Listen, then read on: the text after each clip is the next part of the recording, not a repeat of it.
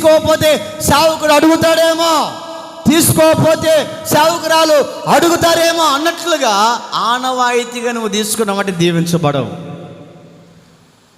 అక్కడ బైబిల్ చెప్తున్న మాట ఏంటంటే, మీలో అనేకులు రోగులై ఉన్నారు, ఇందువలననే మీరు అనేకులు బలహీనులను రోగులై ఉన్నారంట.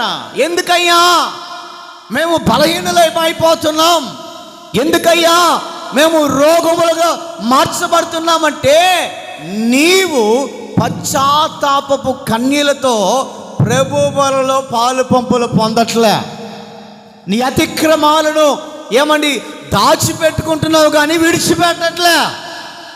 దావీదు చేసే ప్రార్థనను గమనిస్తూ ఉంటే మొట్టమొదటిగా దావీదును దేవుడు దీవించడానికి గల కారణం ఏంటంటే పశ్చాత్తాపపు హృదయం, పశ్చాత్తాపపు కన్నీళ్ళు, పశ్చాత్తాపపు మనస్సుతో దేవుని యొక్క పాదాలు పట్టుకొని దేవుని సన్నిధిలో ప్రార్థన చేస్తున్నాడు.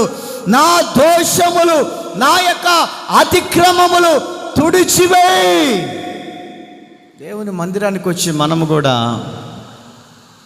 సోమవారం నుంచి శనివారం దాకా తప్పిదాలు చేస్తుంటాం. పరిశుద్ధుడు భూమి మీద ఎవరు లేరు, పరిశుద్ధుడు భూమి మీద ఎవరు లేరు. తప్పిదాల మీద తప్పిదాలు జరుగుతూనే ఉంటాయి. శనివారం ప్రార్థన ఎందుకు ఏర్పాటు చేయబడిందంటే మన యొక్క అతిక్రమాలు, తప్పిదాలన్నీ తుడిచివేసుకోవటానికి ఇదొక మార్గదర్శక ప్రార్థన కోరిక.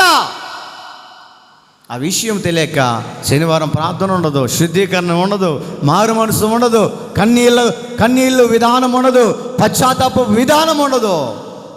ఆదివారం రావటం, ఏమండి చేతులు పెట్టడం, చేతులు సరిగా కడుక్కోకుండా శుభ్రపరచుకోకుండా ప్రభు బలారాధన ఆనవాయితీగా తీసుకుంటూ ఉంటే ఆ కుటుంబాలు కూడా అక్కడక్కడే ఉంటుంది, డెవలప్ కావు.